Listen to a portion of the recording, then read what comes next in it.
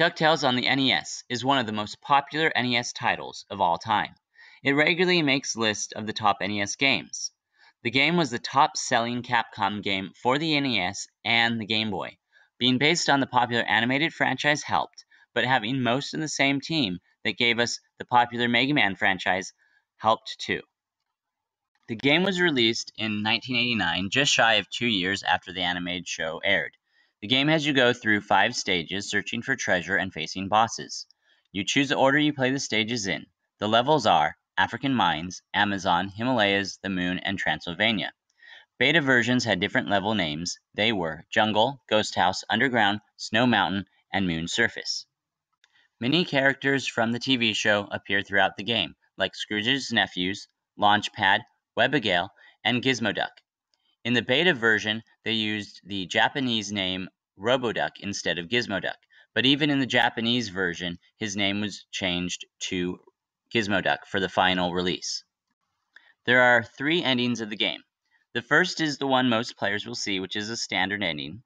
To get the highest achieving ending, you have to get 2 hidden treasures, one of which is found in Transylvania, the other in the Amazon, and at least $10 million. And finally, the hardest one of all to see, and the rarest one you'll ever see, is the $0 ending, which is actually the most difficult to achieve. You actually have to plan ahead to make sure that you don't get any money at all. Thanks to the release of a beta version, we know that there were changes made from the beta to the original. Some of these changes include ice cream was replaced with hamburgers because the development team learned that ice cream was Uncle Scrooge's favorite food. The tempo of the famous Moon music was much slower. The coffins in Transylvania had crosses instead of R.I.P. or Rest in Peace. There is a rumor that in the Japanese version, it retained the crosses because a lot of times they do make changes between the Japanese and the US versions, but this is a false rumor, and the Japanese version also contains R.I.P. Another change in Transylvania was that the level of Transylvania itself was very different in terms of the layout as well. The Moon level had unique enemies which were replaced with aliens from the cartoon, and the drop rates were higher, but the value of the items was much lower. The game spawned one sequel which came late to the system, so did not sell as well, but it is now a more expensive game because of its rarity. The Game Boy port was very similar, but had to be shortened a bit to fit on the Game Boy.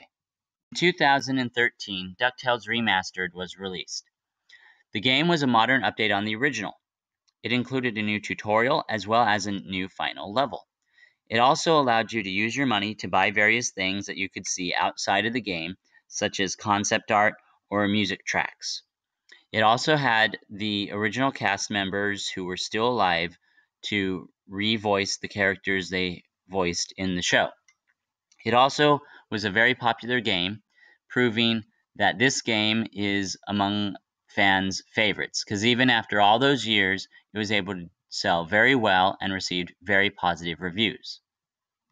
In 2017, the Disney Afternoon Collection was released. The Disney Afternoon Collection was a collection of Disney NES games, which included DuckTales and DuckTales 2, along with Tailspin, Darkwing Duck, Chip 'n Dale's Rescue Rangers, and Chip 'n Dale's Rescue Rangers 2. It was also a popular game and received pretty good reviews. I hope you enjoyed learning about the history of the DuckTales game, and if you did, be sure to subscribe and comment below, and I hope to see you again. Thanks. Bye.